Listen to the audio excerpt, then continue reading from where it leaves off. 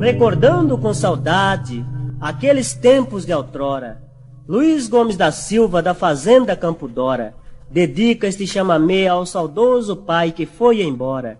Deixou a terra dos homens, seu nome é Valdir Gomes, e hoje com Jesus ele mora.